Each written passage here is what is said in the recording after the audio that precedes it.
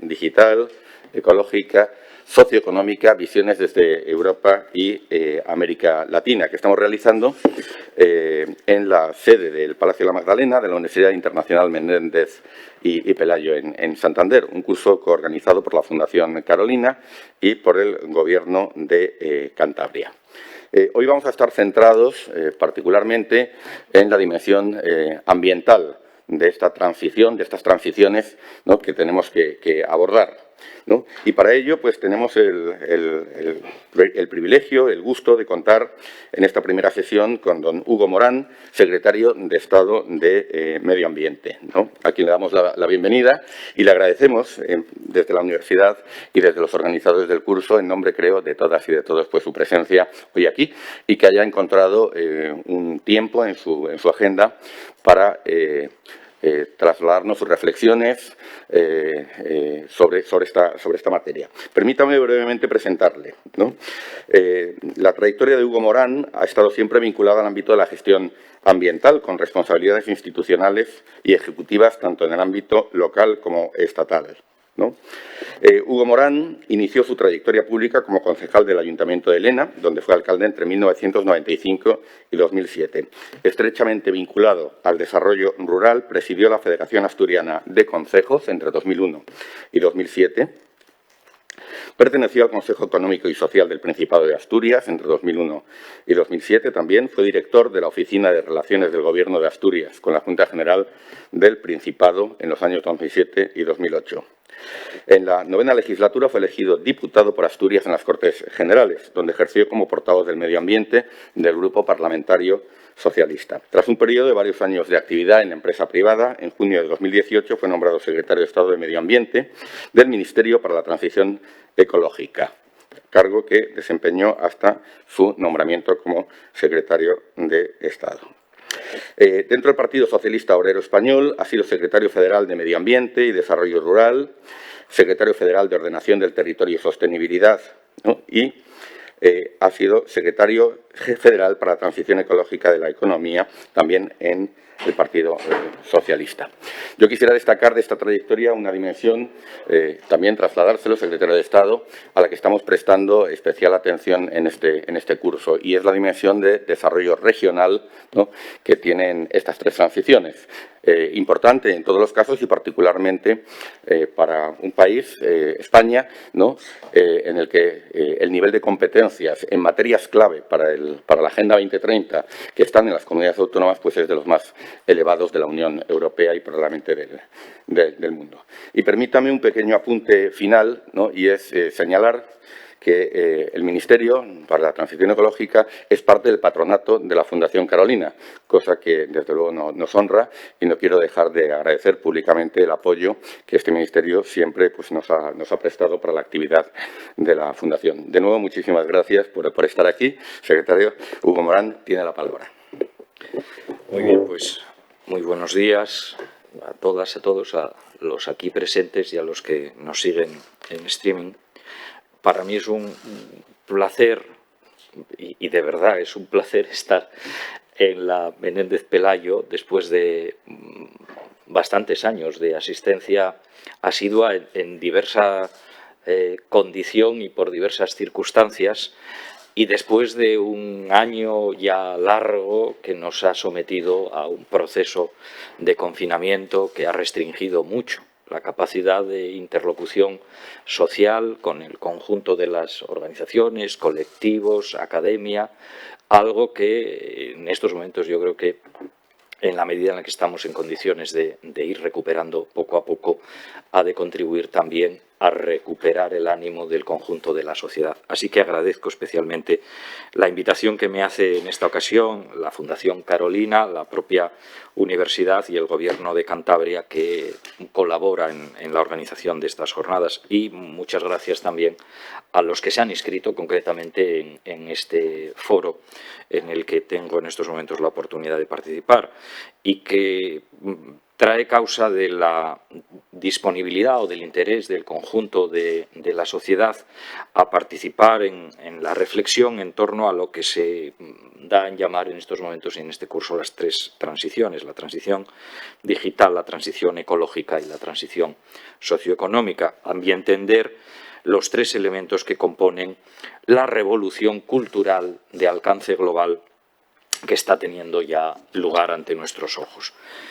En mi condición de secretario de Estado de Medio Ambiente y, por lo tanto, en representación del Ministerio para la Transición Ecológica y el Reto Demográfico, mi papel hoy aquí, evidentemente, es el de abordar uno de los tres elementos, que es el de la transición ecológica. Y para empezar, quisiera hacer una primera reflexión en relación con el título del curso y el de mi intervención, y es que podríamos, creo, afirmar, coincidir en que la transición ecológica engloba a las tres transiciones a las que alude el título del curso. Estamos hablando de una transición en mayúscula, de un sistema al estilo de las muñecas rusas, en las cuales unas se encajan dentro de otras, y la mayor de las muñecas rusas, en este caso, sería la transición ecológica. ¿Por qué lo digo?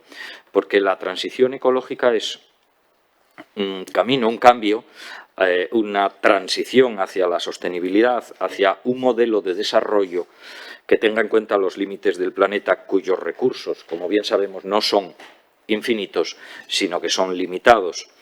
Una nueva forma de entender el rol del ser humano en un ecosistema que es único.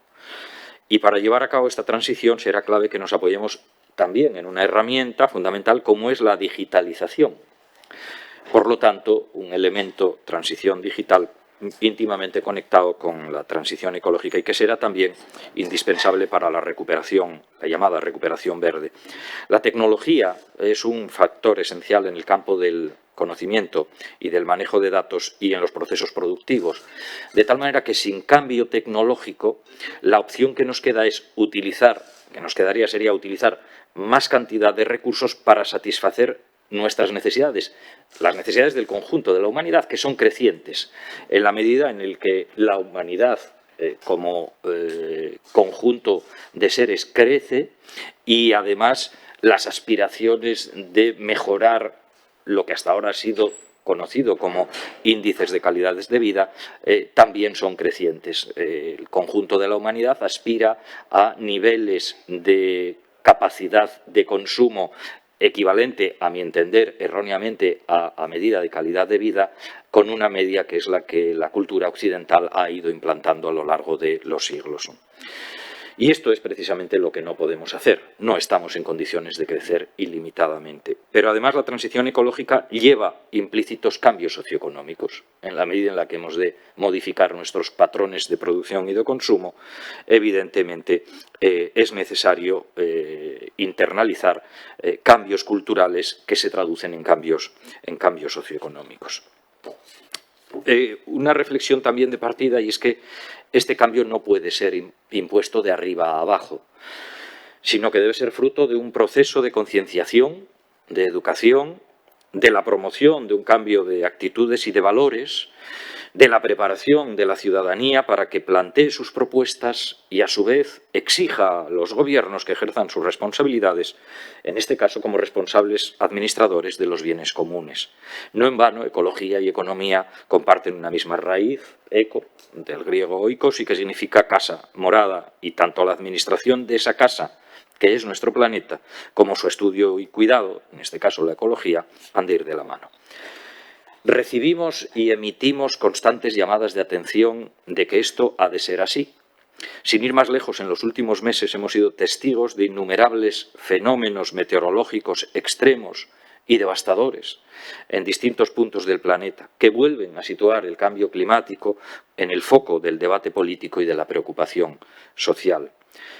El enésimo aldabonazo que en esta ocasión fue el prólogo de la publicación de la primera entrega del sexto informe de evaluación del Grupo Intergubernamental de Expertos sobre Cambio Climático. Este documento, publicado a principios de agosto, incorpora nuevos y alarmantes datos sobre el alcance de los impactos del cambio climático y la responsabilidad de la acción del hombre como factor desencadenante de las graves alteraciones del sistema climático en su conjunto. El estudio viene a corroborar que la escala de las perturbaciones del clima global no tiene precedentes en siglos o incluso milenios y proyecta subidas de las temperaturas superiores a los 1,5 grados de temperatura, que son los que la comunidad internacional ha venido fijando como el límite admisible y que serán superados a menos que la comunidad internacional logre drásticas reducciones de las emisiones de gases de efecto invernadero en el corto plazo. El informe constata que hemos llegado a los límites físicos del planeta, entendidos estos como su techo para mantener las tasas de renovación de los recursos biológicos o para metabolizar nuestros productos de desecho, por ejemplo. Entre otros datos actualizados por este informe destaca que en el periodo 2011-2020 la temperatura media en la superficie ha sido 1,09 grados centígrados superior a la existente en el periodo 1850-1900, un incremento que ha sido mayor sobre las zonas terrestres, en este caso 1,59 grados centígrados, que sobre las marinas, que ha sido de 0,88 grados. Además, la capa superior del océano, entre 0 y 700 metros de profundidad, ha estado calentándose desde los años 70 del siglo pasado y es más que razonable concluir que el principal causante ha sido el factor humano. Asimismo, las emisiones de CO2 son la causa principal de la acidificación global de los océanos. El nivel medio global del mar se ha incrementado unos 20 centímetros entre 1901 y 2018. Entre 1901 y 1971, el nivel del mar ascendió a una media de 1,3 milímetros año. Pasó a 1,9 milímetros año entre 1971 y 2006 y ascendió a 3,7 milímetros año en el periodo 2006-2018. El informe pone también en evidencia la magnitud de una larga lista de graves alteraciones climáticas de intensidad inédita. Entre otras consideraciones, los científicos constatan que las actuales concentraciones de CO2 en la atmósfera terrestre no tienen precedentes al menos en los últimos 2 millones de años. Por su parte, las concentraciones de metano y óxido de nitrógeno son mayores que las registradas en los últimos 800.000 años. Asimismo, el ascenso en el nivel medio del mar observado a partir de 1900 ha sido más rápido que el registrado en cualquier siglo anterior, al menos en los últimos 3.000 años. El cambio climático provocado por la actividad humana está detrás de los incrementos observados en los extremos climáticos.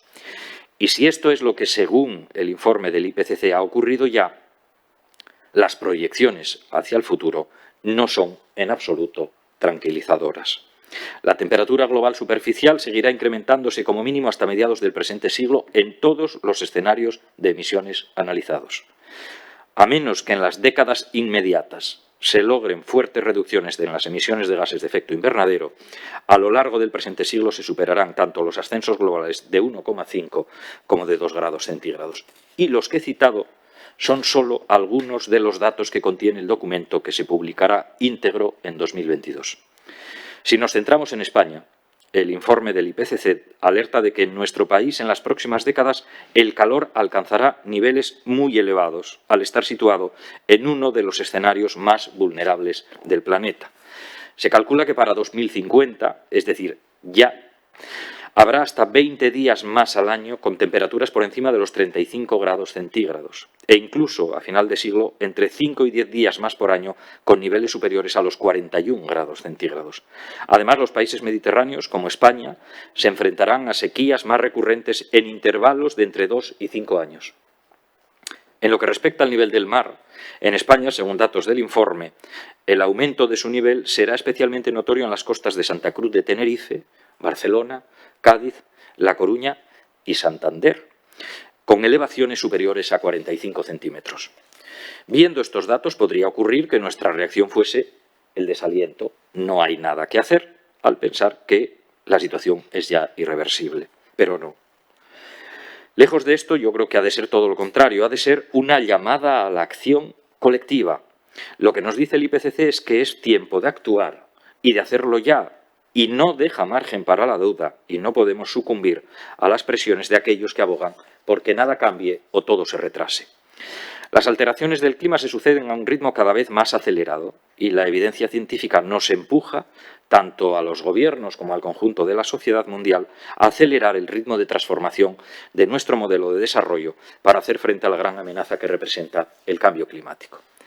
Y para hacer frente también a la crisis provocada por la pérdida de biodiversidad. Las advertencias que en este sentido nos hace la Plataforma Intergubernamental sobre Biodiversidad y Servicio de los Ecosistemas son muchas y muy serias, como queda también reflejado en el informe conjunto que el IPCC e IPBES publicaron en junio, en el que además hacían hincapié en la necesidad de abordar los dos problemas de forma conjunta para tener éxito.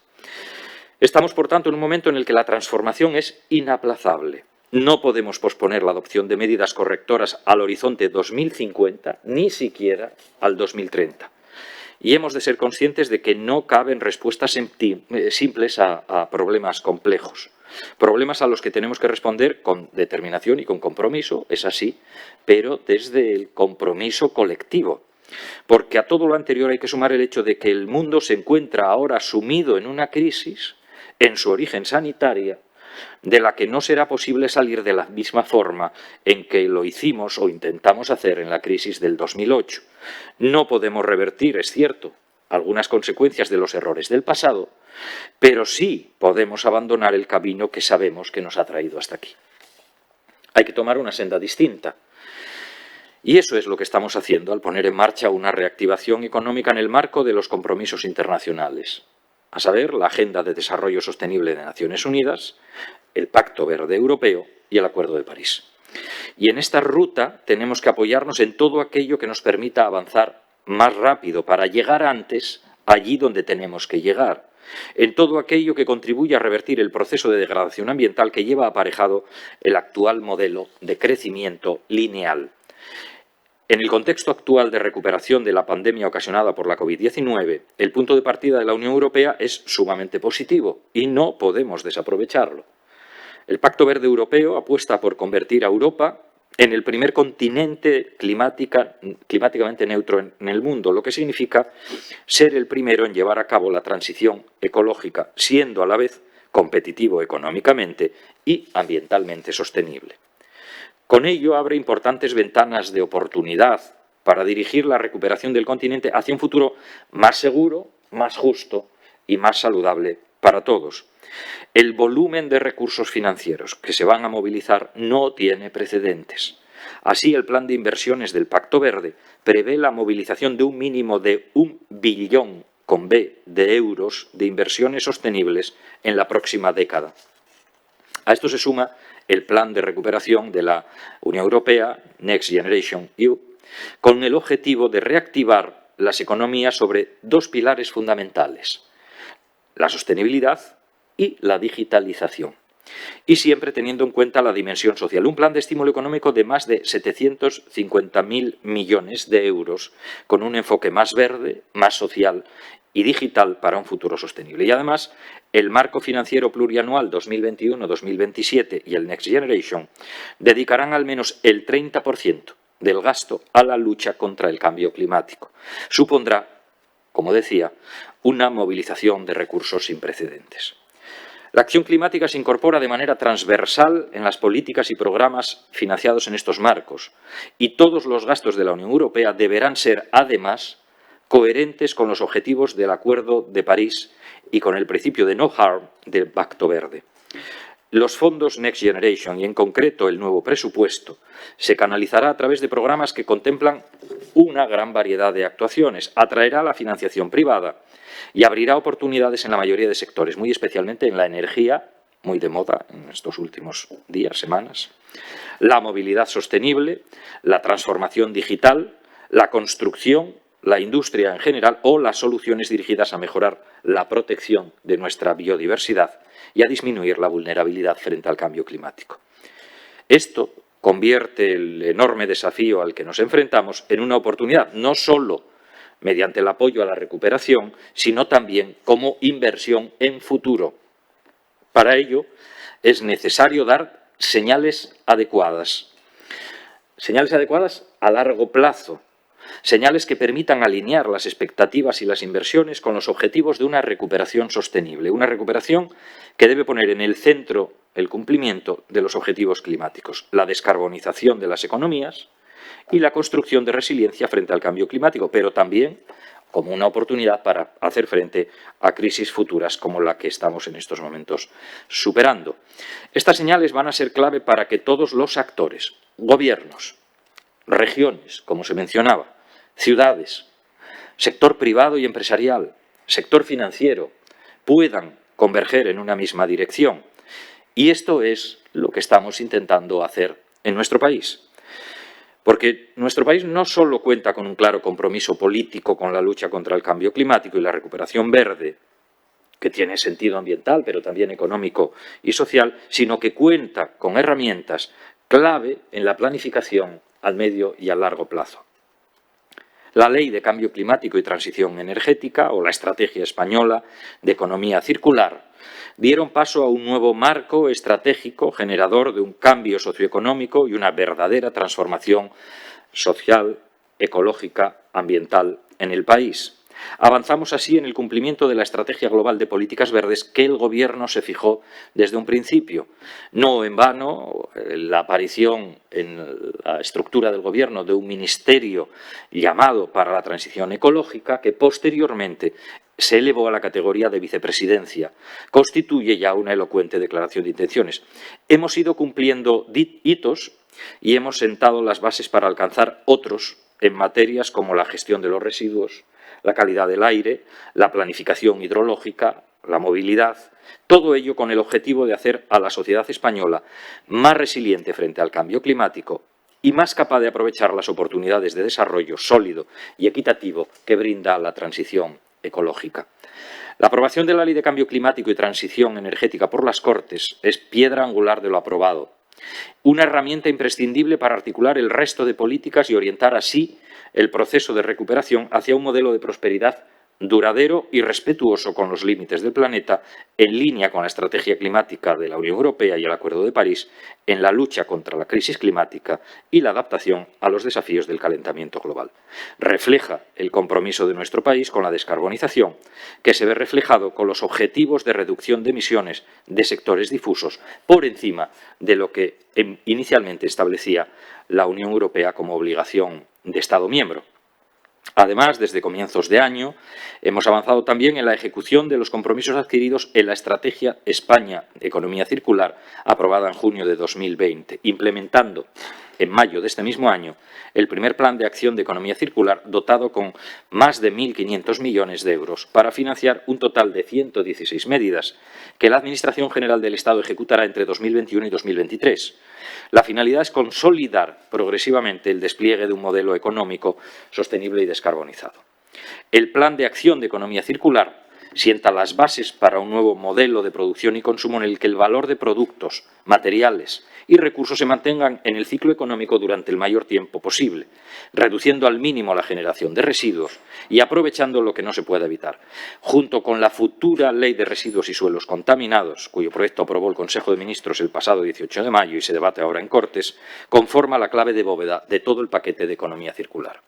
Además, la futura Ley de Residuos fija por primera vez limitaciones a los plásticos de un solo uso, prohibirá a partir de la entrada en vigor la introducción de algunos de los productos que forman parte de este mercado, cualquier producto hecho con plástico oxodegradable, así como las microesferas de plástico de menos de 5 milímetros, y establece un impuesto sobre envases no reutilizables y tasas sobre el depósito en vertederos e incineración para incentivar la prevención, la reutilización y el reciclado.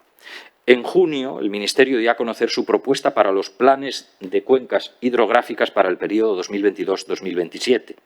Los planes hidrológicos de tercer ciclo, que están ahora sometidos a consulta pública hasta el mes de diciembre, constituirán también una herramienta esencial que permitirá abordar la gestión del agua en España durante los próximos 6 años y marcar la senda de la nueva planificación hidrológica hacia el futuro, en sintonía con los principios y estrategias del Pacto Verde Europeo y con los objetivos al cambio climático, porque no podemos olvidar que el régimen hídrico de España está experimentando ya serias alteraciones y ninguna de las proyecciones para nuestro país cuando hablamos de agua y cambio climático es halagüeña. Por ello, la nueva planificación hidrológica no solo establece el volumen de agua del que disponemos en cada demarcación, sino cómo debemos priorizar sus usos y cómo gestionar riesgos crecientes de grandes avenidas o de graves periodos de sequía. Además, definirá lo que deben de ser los caudales ecológicos que aseguren la protección de las aguas y sus ecosistemas, reducirá las presiones que soportan las masas de agua, mejorará los sistemas de depuración, que es, en este caso, la gran asignatura pendiente en nuestro país, y fomentará el ahorro y la reutilización de este recurso esencial. Precisamente para abordar esa gran asignatura pendiente, la de los sistemas de depuración, el Ministerio ha aprobado el Plan Nacional de Depuración, Saneamiento, Eficiencia, Ahorro y Reutilización, un instrumento con el que revisar las estrategias de intervención en las políticas de agua y mejorar la eficacia de las acciones públicas en este ámbito. Además, trabajamos en la protección de la biodiversidad y el patrimonio natural. Así, en julio se aprobó la Estrategia Nacional de Infraestructura Verde y de la Conectividad y Restauración Ecológicas. Con un horizonte temporal hasta el año 2050, marca las directrices para identificar y conservar los elementos que componen la infraestructura verde del territorio español, terrestre y marino, y para que la planificación territorial y sectorial que realicen las distintas administraciones públicas asegure la conectividad ecológica y la funcionalidad de los ecosistemas, su adaptación a los efectos del cambio climático, la desfragmentación de áreas estratégicas para la conectividad y la restauración de ecosistemas degradados. Y en todo este trabajo que estamos llevando a cabo y el que tenemos previsto desarrollar, contamos con un aliado más al que hacía referencia, una herramienta fundamental, el Plan de Recuperación, Transformación y Resiliencia de España, en el que la transición ecológica es esencial. En línea con lo que establece la Unión Europea, este plan prevé que el 39% de los 72.000 millones de euros que se van a movilizar en los 3 próximos años se destinen a la transición ecológica.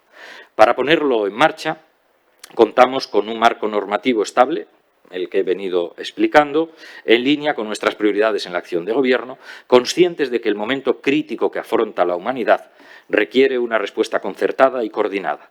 Respuesta que debemos dar desde los gobiernos para incidir en una descarbonización de nuestras economías y que hace que nos encontremos en un momento de obligada y profunda reflexión sobre el mundo que queremos construir y cuál va a ser el papel de los grandes retos globales y ambientales en la agenda de transformación de nuestro país y del conjunto de la Unión Europea.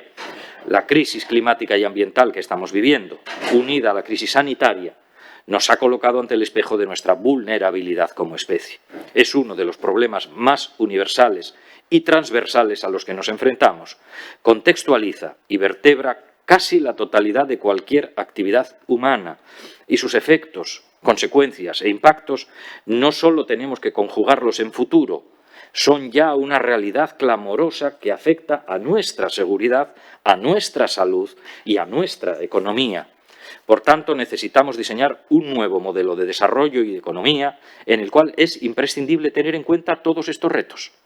Un modelo que sea justo, en el sentido en que permita dar oportunidades a aquellos colectivos y regiones más vulnerables.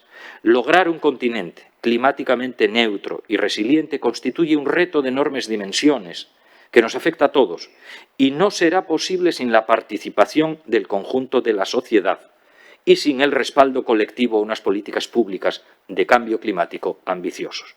Si no somos capaces de entender a la ciencia, a la magnitud de la amenaza, a sus causas y a sus potenciales consecuencias o la urgencia de actuar para evitar los peores efectos del cambio climático, si no logramos una amplia participación en los procesos de cambio, es altamente improbable que tengamos éxito en este empeño. Solo se podrán alcanzar los objetivos que nos hemos marcado con una sociedad informada, comprometida y que acompañe con un cambio de comportamiento y de hábitos en la vida diaria de las personas, en la manera que tenemos de producir, de consumir, de movernos, de calentar o enfriar nuestras casas, de trabajar, en suma, de vivir. No hay que olvidar que un ciudadano consumidor comprometido podrá exigir a los gobiernos que actúen, pero también podrá actuar por la vía de la demanda, ya que con esa demanda tiene la capacidad de elegir y orientar a los mercados. De ahí la importancia de la búsqueda del consenso, del diálogo, de la concienciación y de la acción que requiere este cambio. La comunidad científica lleva décadas alertando de la emergencia ambiental. La emergencia ya está aquí y ahora, como nosotros, que también estamos aquí y ahora. Y como dice la directora ejecutiva del Programa de Naciones Unidas para el Medio Ambiente, el PNUMA, si no actuamos nosotros, ¿quién lo hará? El célebre escritor francés Victor Hugo, ya en el siglo XIX, se lamentaba de la inmensa tristeza que producía pensar en que la naturaleza habla mientras el género humano no la escucha. Esta frase, por desgracia, sigue teniendo hoy la máxima vigencia, pero afortunadamente cada vez somos más quienes la escuchamos, cada vez somos más quienes somos conscientes y quienes estamos dispuestos a trabajar para que otros también escuchen. Solo así podremos frenar esta situación, llevando a cabo los necesarios cambios sistémicos que nos permitan convertir en realidad el futuro que queremos. Así que vamos a ello. Muchas gracias.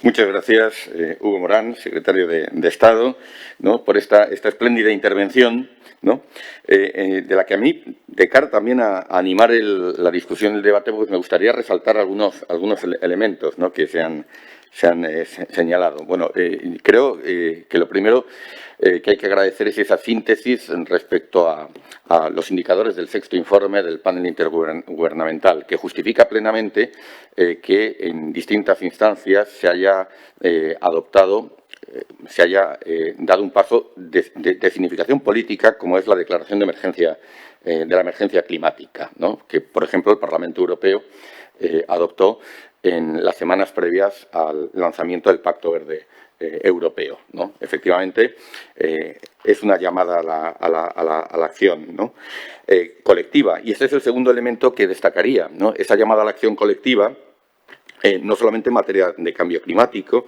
o de biodiversidad, ¿no?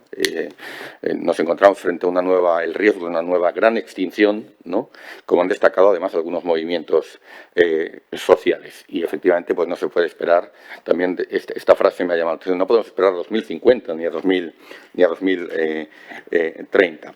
Y la pandemia del COVID está conectada, no solamente sus orígenes con esta crisis ambiental, sino que además representa una oportunidad efectivamente para hacer cosas que unos años antes hubieran sido impensables. Quisiera decirle, secretario, que esta es una idea que ha aparecido ya varias veces en el curso, ¿no?, el concepto de coyuntura crítica, de momento en el que diversas avenidas se abren en el devenir histórico y que la acción colectiva tiene en esos momentos un papel mucho más destacado, ¿no? En este momento, además, tenemos para esa acción colectiva efectivamente una hoja de ruta que viene conformada, como bien se nos ha recordado, por la Agenda 2030, el Acuerdo de París y, a escala europea, nuestro Pacto Verde Europeo. Pacto Verde Europeo también. Vamos a tener una sesión específica para desentrañar sus componentes y especialmente su dimensión exterior, ¿no?, pero que representa, como no nos cansamos de repetir, algo mucho más amplio que una mera política sectorial de mitigación y adaptación al cambio climático, porque representa una transformación sistémica. Y esta idea también se ha planteado con mucha claridad y supone un cambio del modelo productivo, del modelo económico, orientado a impulsar un nuevo círculo virtuoso de inversión, crecimiento y empleo vinculado a los objetivos de descarbonización y a ese objetivo de hacer de Europa el primer continente en lograr la neutralidad climática. Y efectivamente tiene ramificaciones en todos los ámbitos, la digitalización, ¿no?, la política industrial, la política de innovación, la política de energía, como se detallará más adelante. E implicará también, idea importantísima, la movilización colectiva. Este llamado a una sociedad informada, comprometida, ¿no?, que ejerza incluso el poder que tiene a la hora de elegir opciones sostenibles, el poder del consumidor ¿no?, a la hora de incidir y orientar a los operadores económicos, a los sectores económicos, que va a tener que implicar a los gobiernos a todos los niveles. Tiene esa importantísima dimensión regional y local que destacamos anteriormente. Bueno, muchas gracias también por la síntesis de todo el esfuerzo legislativo que se está realizando, porque efectivamente supone todo un despliegue normativo, regulatorio, que afecta a prácticamente todas las esferas. Un dato importante y es que muchos elementos de este programa van a afectar a cuestiones muy cotidianas, muy inmediatas de la ciudadanía.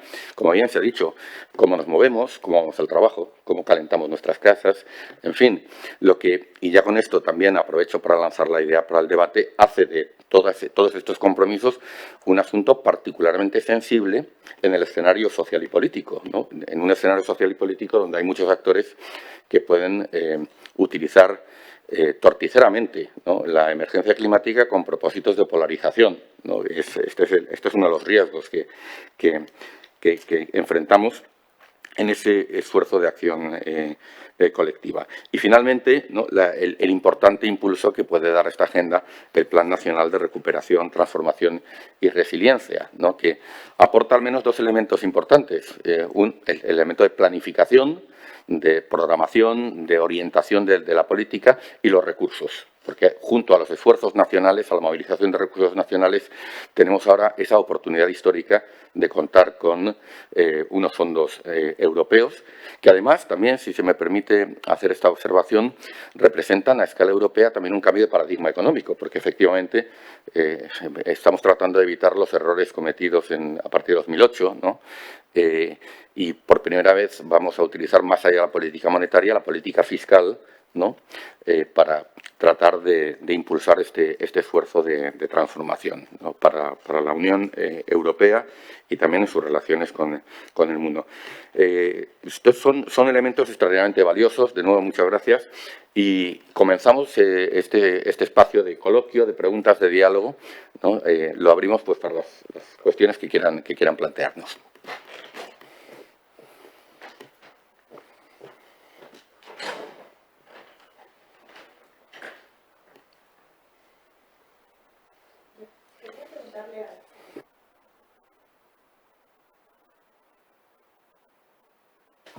Quería preguntarle, bueno, ante todo agradecer la exposición que nos ha hecho y la panorámica que nos abre precisamente en relación a esta transformación ecológica tan necesaria. Desde mi perspectiva, yo trabajo en el Gobierno de Cantabria y estoy a cargo de la gestión de los fondos europeos dentro de la Consejería de Economía, por lo tanto, me va a tocar de una manera muy directa precisamente la coordinación de, digamos, al menos en Cantabria, de todo lo que es el Plan Nacional de Recuperación, Transformación y Resiliencia.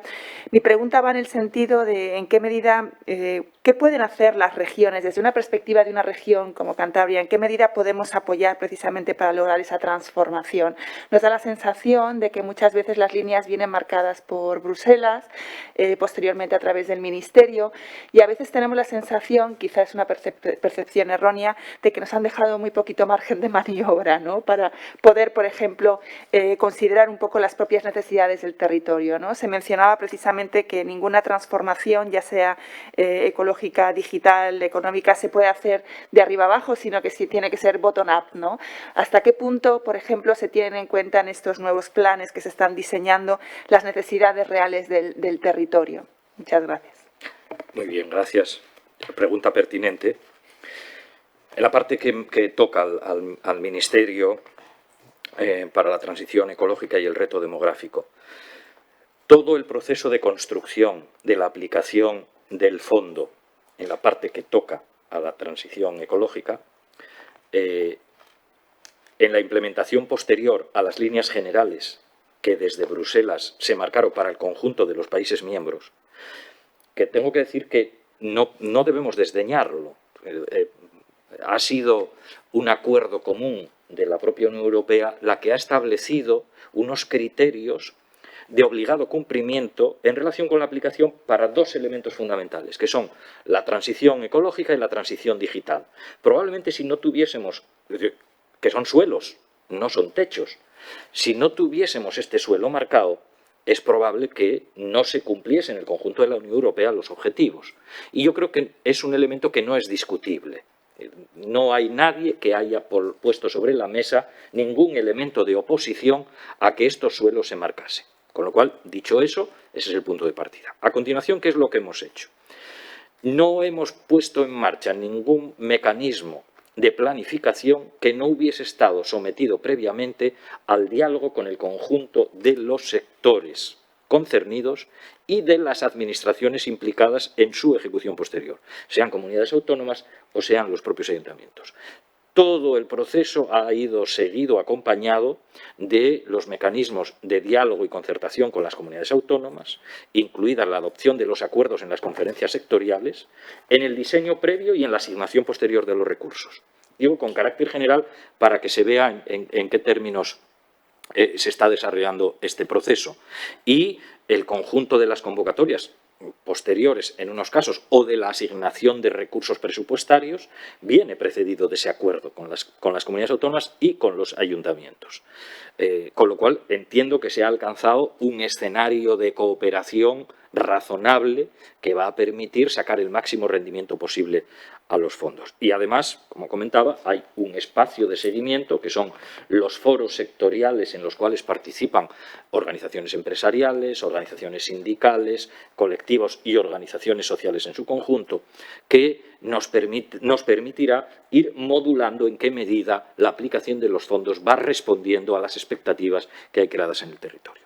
Es cierto que de los procesos de diálogo seguidos, de esos 750.000 millones de euros que la Unión Europea ha desplegado para el Fondo de Recuperación, atendiendo al sumatorio de las peticiones, no hubiesen alcanzado para las expectativas que se marca solo nuestro país.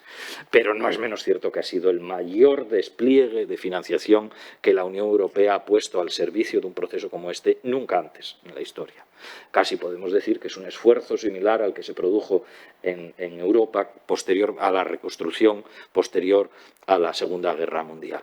Pero sí quisiera añadir, con esto acabar, un matiz a todo esto.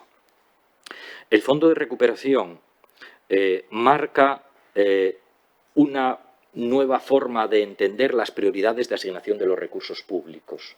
Es decir, es una llamada al conjunto de las administraciones para trasladar con carácter estructural estas prioridades a los recursos presupuestarios ordinarios a partir de ahora hacia el futuro. Es decir, no se trata de que la transición ecológica empieza y acaba con la aplicación del Fondo de Recuperación.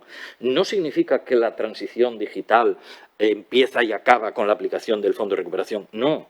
Lo que nos intenta decir en este proceso el conjunto de la sociedad europea a través de sus instituciones representativas es que el conjunto de las administraciones tenemos que aplicarnos este objetivo de cambio de modelo de gestión presupuestaria también hacia el futuro. Es decir, debemos internalizar con carácter estructural los objetivos de transición ecológica, de sostenibilidad, los objetivos de digitalización, de mejora de la capacidad tecnológica de respuesta y los objetivos de reconstrucción de modelo socioeconómico también en la aplicación de los presupuestos más allá de la finalización de la gestión del fondo.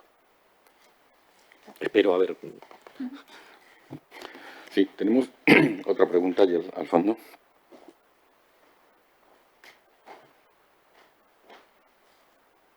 Muchísimas gracias por... ¿Ahora? ¿Sí?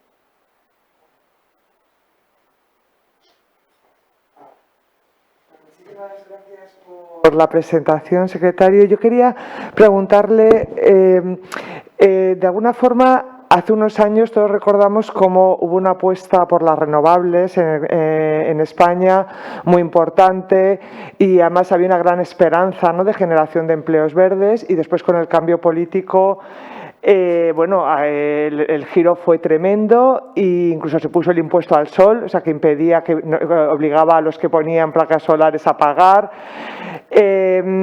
Y, digamos, aunque esto es una apuesta mucho más global, lo que se está planteando ahora, sí que vemos, por ejemplo, el caso de Madrid, pues vemos con preocupación, ¿no?, la modificación de Madrid Central, pues por parte del ayuntamiento, además haciendo una política, bueno, pues claramente de esta cuestión, ¿no? Entonces, yo entiendo que estamos en un momento ahora diferente al que se estuvo hace unos años, ¿no? Y que ahora mismo la cuestión es mucho más global, también hay, digamos, una política por parte de la Unión Europea mucho más clara, pero de alguna forma hay ¿qué mecanismos hay para lograr, digamos, que esta política sea una política de medio y largo plazo? Porque si hay un cambio político o desde las comunidades autónomas, digamos, que no tienen una apuesta de la misma manera, o desde los municipios, como el caso del Ayuntamiento de Madrid o el caso de Murcia, ¿no?, con todo lo que está pasando en el Mar Menor.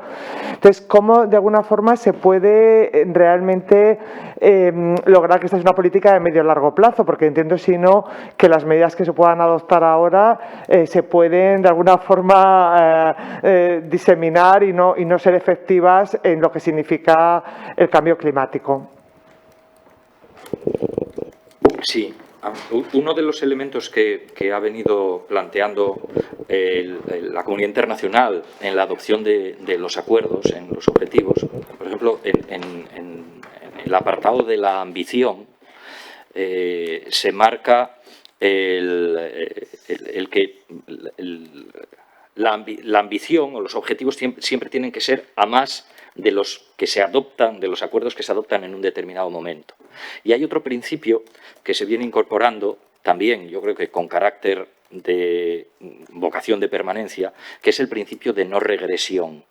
Es decir, que cuando se alcanza un umbral de objetivos, cualquier cambio, modificación de políticas puede hacerse, pero en ningún caso dando marcha atrás respecto al horizonte conseguido hasta ese momento, ¿no? Entonces, yo creo que el principio de no regresión llega con la vocación de adquirir un rango de principio incorporado al conjunto de los acuerdos y con la vocación de obligar al conjunto de las administraciones. Es cierto que, y lo comentaba en la intervención, la gran complejidad del proceso que abordamos es el hecho de que significa implementar cambios culturales, cambios de comportamiento, de patrones de vida que están asentados desde hace décadas. Modelos de consumo que se han asentado en el conjunto de la sociedad desde la premisa de que esos indicadores eran los que traducían el nivel de calidad de vida de las personas.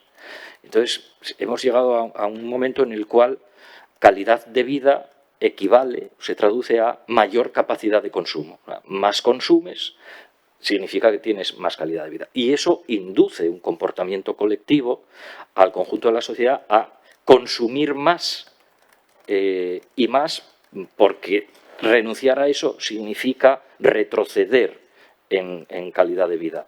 Y además significa generar frustración hacia los que te siguen en el tiempo, tus hijos.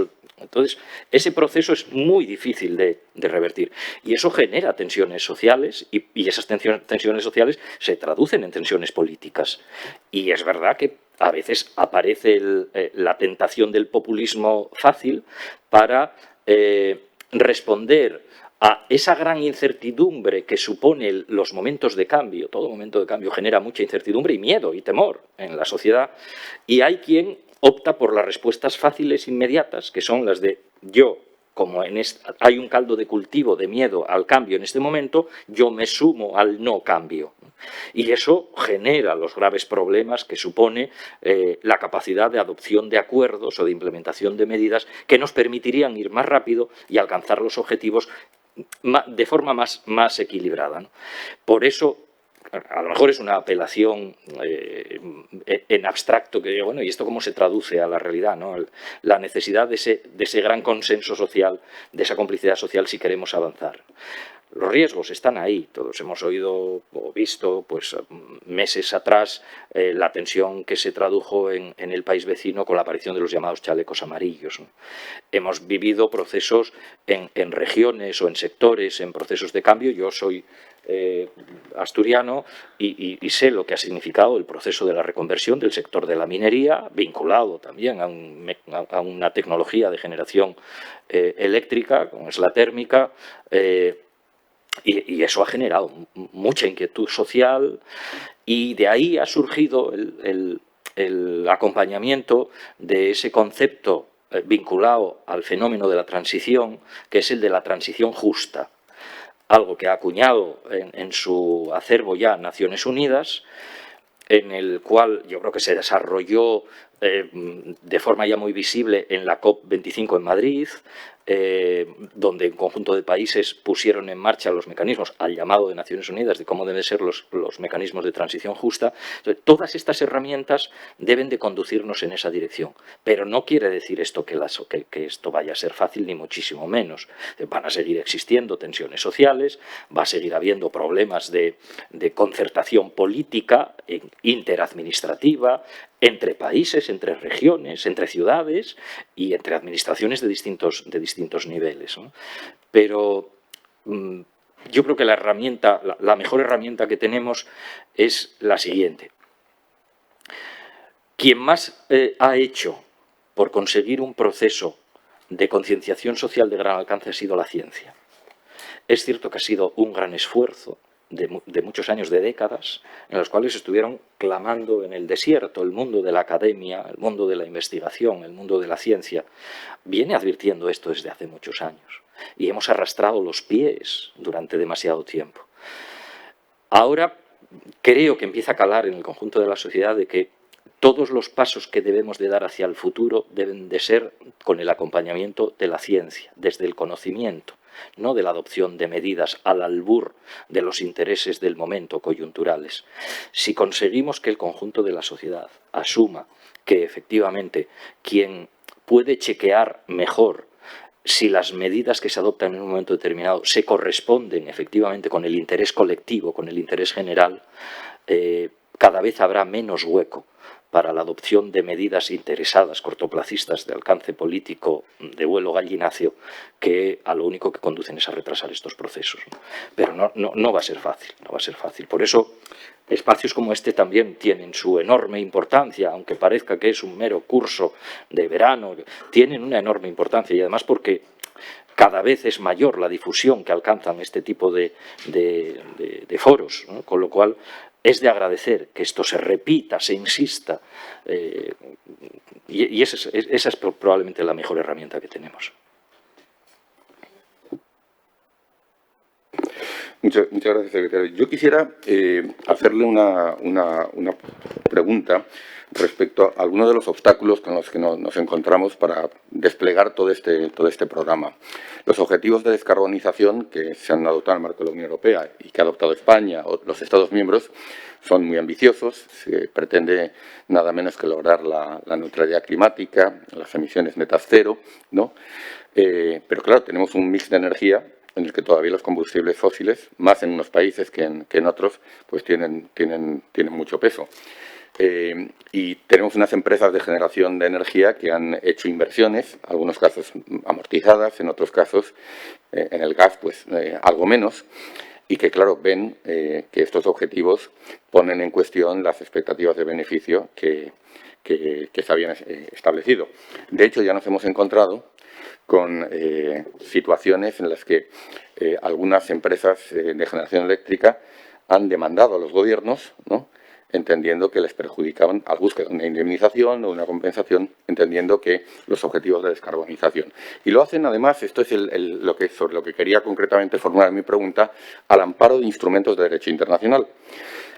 La cuestión es que este programa, este cambio sistémico que se plantea, no solamente afecta a pautas muy establecidas de producción y consumo, pues cómo nos movemos, nuestras ideas sobre el bienestar, también afecta al edificio del derecho nacional, europeo e internacional, ¿no? Un edificio, además, construido durante muchos años, ¿no?, en el que, por ejemplo, la protección de las inversiones pues es un elemento muy importante, como es lógico.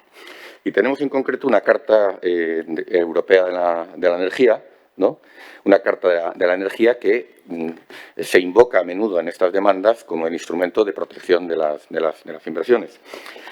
Esto representa un obstáculo jurídico de primer orden y, de hecho, hemos sabido por los medios que algunos Estados miembros, entre ellos España en concreto, han pedido una reforma de la Carta de la Energía, ¿no? Entonces, quisiera justamente preguntarle por esta cuestión de esta iniciativa, esta propuesta de la que España forma parte. Muy pertinente también la pregunta en los tiempos que corren. Hay dos elementos que forman parte del proceso de acción frente a los impactos del cambio climático. Son mitigación y adaptación. En el ámbito de la mitigación ha habido un largo recorrido y es verdad que el papel de los sectores energéticos en su conjunto ha sido muy relevante y no es menos cierto que tecnológicamente se ha dado un salto cualitativo en un corto plazo de tiempo que nos permite atisbar en estos momentos que el planeta en su conjunto tiene capacidad suficiente para implementar un cambio de modelo energético sin que ello suponga problemas para sostener los ritmos habituales de vida, ¿no? La garantía de suministro al conjunto de los ciudadanos, ¿no? Y esto se ha venido haciendo desde un compromiso que las propias empresas de la energía han venido trasladando. Cualquiera que siga los medios de comunicación ve la competición que hay entre las empresas para presentar su carta de compromiso sostenible hasta tal punto de que incluso se ha puesto en marcha una carrera a ver quién llega antes a sus procesos de descarbonización. Es más, cuando se pone en marcha el proceso de transición energética en nuestro país, se hace con un calendario de previsión que se entendía razonable y que se ha visto superado, anticipado, precisamente por la ambición de las empresas, ¿no? Y es verdad que en todo este proceso hay algunas herramientas vinculadas al ámbito de la seguridad jurídica en la cual debemos de desenvolver todo este proceso que cuando alguna empresa ve lesionados sus intereses invoca esa seguridad jurídica. Bien, mitigación. Vamos ahora a la adaptación. Todo el mundo ya sabe, en función de los impactos de cambio climático y lo que nos dice la ciencia, que debemos adaptarnos a un nuevo planeta, a un planeta distinto, que va a seguir siendo pero distinto. Entonces, todos esos mecanismos de adaptación trasladan muchas obligaciones al conjunto de la sociedad. Y en acciones hay que adaptar el litoral para los impactos, hay que adaptar las infraestructuras, hay que adaptar los ciclos del agua, todo hay que adaptarlo. Si decimos todo, tendrá que ser todo. También la Carta de la Energía. También los derechos concesionales. No puede ser que algunos invoquen una excepción en el mundo de la adaptación para defender derechos legítimos pero particulares cuando se está reclamando al conjunto de la sociedad un esfuerzo en términos de adaptación, que significa renuncias. Significa renuncias. Cuando uno aborda el proceso de intervención en el ámbito de la planificación del litoral en nuestro país, 10.000 kilómetros de costa, y constata de que hay muchas actividades, incluso la propia relación de los ciudadanos que viven en esa franja a lo largo de generaciones y que están viendo cómo van a tener que renunciar a algunos de sus usos habituales. Es decir, cuando esto está sucediendo en la vida ordinaria de cada una de las personas, no pueden invocar empresas concretas con intereses concretos que determinados ámbitos hayan de quedar exentos de la obligación de la adaptación. No podemos seguir con mecanismos de gestión ideados décadas atrás para escenarios distintos cuando estamos viviendo una realidad que se nos ha echado encima y que modifica sustancialmente esas realidades. Con lo cual, seguridad jurídica sí, pero también desde el convencimiento de que la seguridad jurídica tiene que ser la que responda a la realidad que vivimos en este momento. Y eso requiere esfuerzo de todos, también de las empresas en este caso. Muchas gracias. Importante también en ese sentido, si se me permite añadir una observación, la actuación que están teniendo algunos tribunales en sentido contrario, ¿no? Es decir, aceptando demandas de colectivos ciudadanos frente a empresas y gobiernos que no están asumiendo sus responsabilidades en relación al cambio climático, ¿no? Bueno, esto es más materia de juristas, pero efectivamente hay toda una arquitectura jurídica que está construida para otra época, ¿no? Sobre otras concepciones del bien común, ¿no? Y de los bienes jurídicos a preservar, ¿no? Y efectivamente pues eso tendrá que modificarse como tendrá que modificarse otras tantas cosas, ¿no? No sé si tenemos más preguntas, comentarios. Sí. Simplemente compartir con ustedes una experiencia que hemos tenido en Cantabria con el secretario. Bueno, quizá ha estado al tanto al mismo, sabe que precisamente en el contexto de esta transición ecológica, bueno, se están planteando también al hilo del mecanismo de recuperación y resiliencia, pues nuevos procesos, nuevos proyectos de inversión en materia eólica que han generado muchas protestas de la ciudadanía, de la sociedad civil en general. Algunos están siendo analizados de nuevo, etcétera. Y esto me lleva a poner sobre la mesa la participación de la sociedad civil en la definición de programas y de políticas públicas, ¿no? En algo que precisamente nos concierne a todos, ¿no? Como es el tema de la transformación ecológica. Simplemente compartir que aquí en Cantabria pusimos en marcha una iniciativa pionera que está terminando, precisamente lleva un año funcionando, amparada por la OCDE y por DG Regio de la Comisión Europea, precisamente para involucrar a la ciudadanía de la cuenca del Besaya en la definición de los planes operativos FEDER, Fondo Social Europeo, y también en algunas propuestas del marco de recuperación y resiliencia, desde la perspectiva ciudadana, desde la perspectiva de un diálogo estructurado con mesas, etcétera, y con consultoras externas que nos estuvieron apoyando para definir qué proyectos visualiza la ciudadanía y que deben ser incluidos precisamente en los nuevos planes operativos en este marco de recuperación y resiliencia. Y curiosamente nos ha llamado la atención el grado y el nivel de compromiso que han tenido los ciudadanos, hasta el punto de que presentan iniciativas incluso mucho más interesantes que las que pueden venir por parte de autoridades locales u otras autoridades, ¿no? Entonces, mi pregunta va para ustedes en el sentido de que ¿en qué medida piensan ustedes, por ejemplo, a la hora de definir nuevos planes operativos, a la hora de aterrizar algunos proyectos a escala nacional, a escala regional, involucrar esas mesas, ya no mesas de diálogo tradicionales con los actores que siempre están participando, sino con la ciudadanía en realidad, ¿no? O sea, con el ciudadano de a pie, que de alguna manera también tiene algo que aportar en este sentido, ¿no? Me gustaría conocer un poco su opinión al respecto, y si quiere más información le puedo compartir detalles sobre este proyecto Besaya de Ribera, se llama. Precisamente la cuenca del Besaya es una de las que más ha sufrido ese proceso de transformación, de descarbonización que debemos abordar aquí en Cantabria, y los ciudadanos se han sentido especialmente implicados, ¿no? Me gustaría tener su opinión al respecto. Gracias. Sí. Igual que decía que efectivamente no podemos conseguir estos objetivos, o será muy difícil de conseguir estos objetivos si no hay un compromiso social colaborativo, tenemos un problema, que son las herramientas. Y es verdad que la tecnología ha venido para ayudar en alguna medida a habilitar estos procesos de participación. Al hilo de lo que comentas, pusimos en marcha algunas herramientas de participación antes de la toma de decisiones en el caso del Fondo de Recuperación, que es la convocatoria de manifestaciones de interés, que se han recibido miles en cada uno de los ámbitos en los que se han abierto. Ha habido una enorme participación en el ámbito del reto demográfico. Sí, del orden de unas 5.000 finalmente. Es decir, hay una enorme movilización social de fondo que lo único que necesita son canales de conexión con las administraciones. Y es verdad que cuanto más cerca está la administración es más fácil, más sencillo.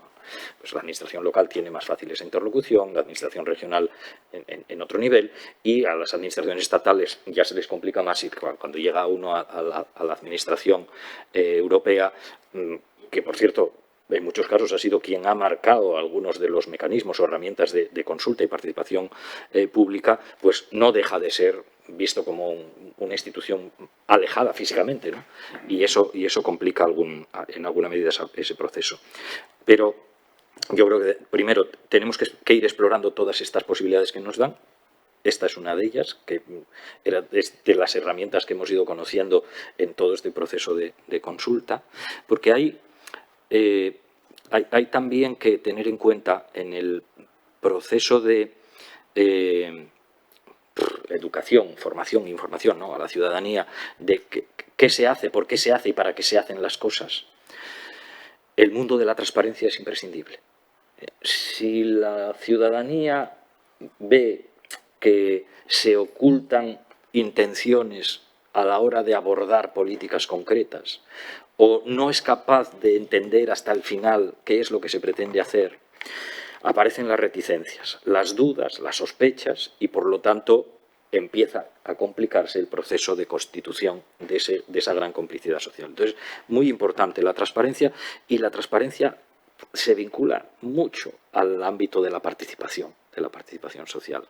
Y yo creo que la mejor forma para poder alcanzar hasta las últimas terminales de participación ciudadana estos procesos es conectando los mecanismos de consulta entre las distintas administraciones. Es decir, que no haya una consulta de la Administración Europea por un lado, desvinculada de las otras, sino que el conjunto de las administraciones se vinculen en esos procesos de consulta, que cuando a la Administración General del Estado le interesa en un momento determinado conocer un estado de opinión o recabar un conjunto de aportaciones de participación ciudadana, aguas abajo, comunidades autónomas y administraciones locales participen también en ese proceso.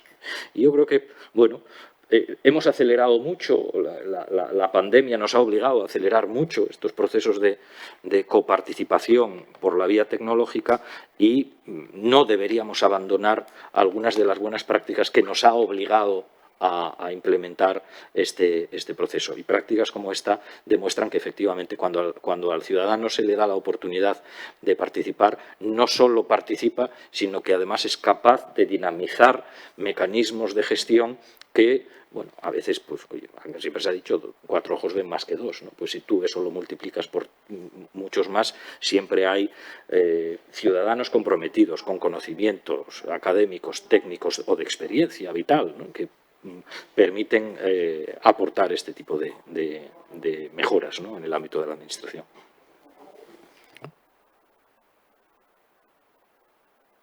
¿Tenemos alguna otra pregunta? Si no es así, secretario, yo me permitiría una última, porque ha tocado un tema, lo ha mencionado, pero que en realidad es un tema crucial y en el que efectivamente se juega una parte nos jugamos una parte de este programa, y es en torno al concepto de la transición justa, ¿no? Esta tarde tenemos, como habrá visto en el programa, una mesa, pues, para dialogar sobre el mismo, pero quizás podría ser una buena introducción a esa mesa, que nos pudiera dar una panorámica de del planteamiento que se está haciendo desde el Ministerio, desde la Secretaría de Estado, sobre ese concepto, y algunas cuestiones se han mencionado en este desarrollo legislativo que nos ha presentado, pero nos consta que hay algún elemento también adicional que podría ser interesante señalar. Sí, bueno, cualquier transición, cualquier proceso de cambio no coge al conjunto de la sociedad en igualdad de condiciones.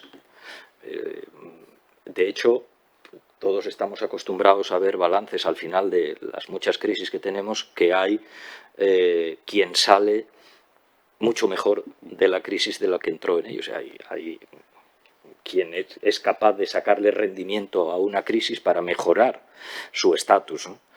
Pero son los menos. Lo que normalmente suele ocurrir en una crisis es que los que entran como vulnerables en la crisis salen más vulnerables de la crisis.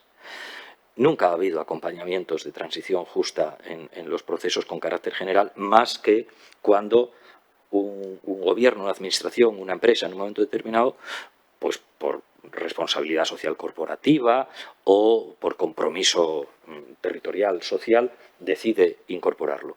Pero en términos generales, el concepto de transición justa no aparecía acuñado en los procesos de gestión de cambio, ¿no? acuñas el concepto con carácter general y luego tienes que traducirlo, bajarlo a lo local, porque es relativamente sencillo entender que todo el conjunto de la ciudadanía, o la inmensa mayoría de la ciudadanía, admite que es necesario acelerar los procesos de adaptación al cambio climático y de implementar la ambición en términos de mitigación. Bueno, en abstracto, todo el mundo está de acuerdo.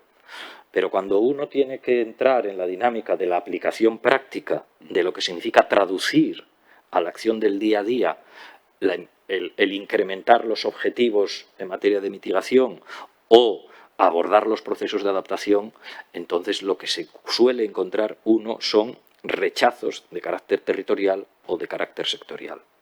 Os comentaba antes, por ejemplo, el tema de la adaptación del borde litoral.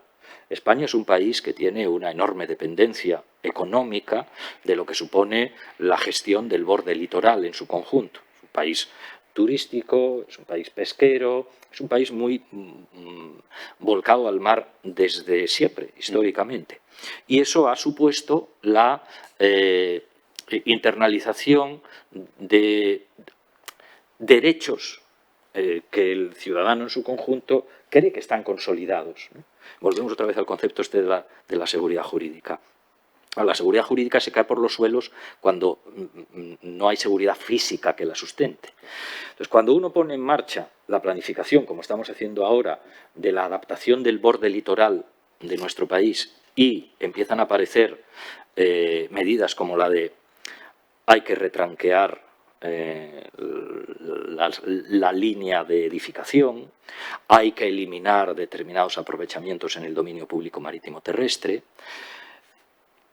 hay costas que se van a quedar sin playas, entonces, claro, la gente dice, ¿y qué va a ser de nosotros en este proceso? Entonces, en ese momento surge el de, sí estoy de acuerdo en que debemos de ser ambiciosos frente al cambio climático, porque es el gran reto global, pero lo mío. Y claro, cuando hablamos de sectores económicos, os ponía antes el ejemplo de mi tierra, el tema de la descarbonización, es decir, ¿por qué tenemos que ser nosotros? ¿Por qué tenemos que empezar nosotros? Mira China, que está, mira India, que está.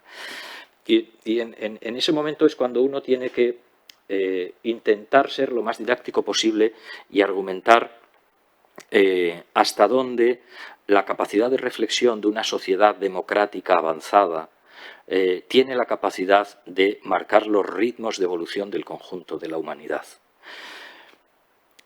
A cualquiera que se le pregunte ahora mismo en nuestro país si, como consecuencia de la competencia que supone la actividad económica en otros países, algunos bastante alejados del nuestro, como consecuencia de su laxitud en la exigencia de las condiciones laborales, de salud y higiene en el trabajo, pues, como ahí son más laxos y por lo tanto tienen mejor capacidad para competir, ¿por qué no renunciamos nosotros a nuestros compromisos en términos laborales, de condiciones de seguridad y higiene en el trabajo? Nadie va a decir que está dispuesto a asumir un retroceso en la consolidación de derechos que ha costado muchísimos años, muchísimos esfuerzos y muchísimos sacrificios consolidar y que se van extendiendo poco a poco, más lentamente de lo que sería deseable, pero es prácticamente imposible que allí donde se avance luego se retroceda. Pues si eso sucede en los derechos laborales, ¿por qué no ha de suceder en los derechos ambientales? Los derechos ambientales trascienden incluso del espacio de trabajo de cada uno y si hay una empresa que tiene que asumir una responsabilidad en términos de adaptación porque supera las condiciones de sostenibilidad en determinado momento y eso le obliga a competir con terceros, no puede aludir a, oiga, es que fuera de, más allá de mis fronteras, compiten conmigo en condiciones que yo no soy capaz. ¿No? Lo que tenemos que hacer es intentar adoptar mecanismos que impliquen pues, adopción de acuerdos como, por ejemplo, oiga, un país está dispuesto a sostener la compra de productos que salen al mercado de la mano de la esclavitud infantil, por ejemplo. No, lo rechazaría. Teóricamente eso tiene que estar presente a la hora de tomar estas decisiones. Bueno, pues igual que lo hacemos en ese ámbito de los derechos, debemos de hacerlo también en los derechos ambientales. Oiga, ¿estamos en condiciones de poder asumir, cuando sabemos lo que significan los procesos de agresión ambiental en su conjunto, de alcance global, que trasciende a lo que suponen los derechos laborales, que un país transgreda los límites de la sostenibilidad para competir en los mercados en términos de dumping ambiental? No. Pues ese es el salto que tenemos que dar como sociedad. Y Europa tiene que ser valiente en este proceso. Tiene que serlo. Porque si no lo hace Europa, no lo va a hacer nadie. Con lo cual, creo que debemos de ser capaces de conjugar esas incertidumbres, esos temores y esos riesgos con el convencimiento ético, moral, como sociedad, de que ese es el camino que tenemos que recorrer.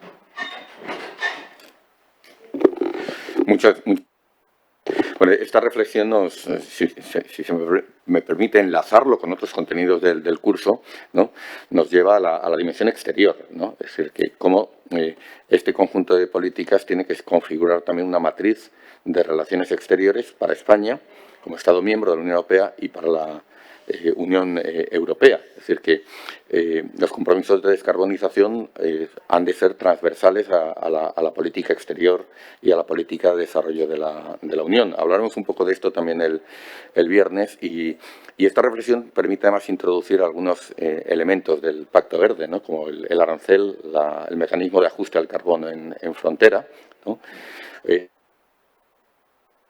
Muy pocos años hubiera sonado verdaderamente herética, ¿no?, y que en este momento no solamente la Unión Europea ya ha adoptado, sino que además se está en diálogo con otros países, ¿no?, para que, en cierta manera, se generalice, ¿no?, como una práctica que evite en origen, ¿no?, el dumping ambiental, o si este se produce por alguno de los países, se establezca un estándar común por parte de los principales mercados de acogida, ¿no? Entonces, efectivamente, la transición justa tiene no solamente dimensiones nacionales y europeas, sino que tiene una dimensión planetaria que tiene que estar presente en las políticas exteriores, las políticas de desarrollo, ¿no? Si no hay más preguntas o comentarios, daríamos fin a esta sesión aquí. Muchas gracias de nuevo, secretario de Estado, por haber estado con nosotros, por haber compartido estas reflexiones. Muy oportuno ese señalamiento por haber contribuido también a esta tarea de pedagogía política que es tan necesaria en este momento para que, como sociedad madura, reflexiva, ¿no?, asumamos la necesidad de los cambios, ¿no?, y seamos capaces de responder no reactivamente a ellos, sino de una manera racional, de una manera planificada, orientada por la ciencia, orientada por la deliberación política, para que sus efectos, digamos, sean también lo más equitativos posibles, ¿no?, y se haga en torno a los principios de equidad, de justicia, ¿no?, que están en nuestro ordenamiento jurídico y que están también entre los valores que como Unión Europea respetamos y tratamos de promover. Muchas gracias de nuevo. Pido de nuevo un aplauso para la intervención del secretario de Estado. Y terminamos esta sesión aquí. A las 12, recordarles a todas, a todos, a quienes nos siguen también por streaming, que comenzaremos la segunda sesión. Vamos a continuar hablando sobre esta cuestión, ahora específicamente sobre una de las dimensiones que se ha mencionado, que es la dimensión de la energía, ¿no?, clave en todo este proceso, y con una mirada fundamentalmente europea, también global, ¿no?, con la participación de la directora de Energía de la Comisión Europea, de Cristina Lobillo. Así que quedamos emplazados a las 12, ¿no?, para continuar con nuestro curso. Muchas gracias.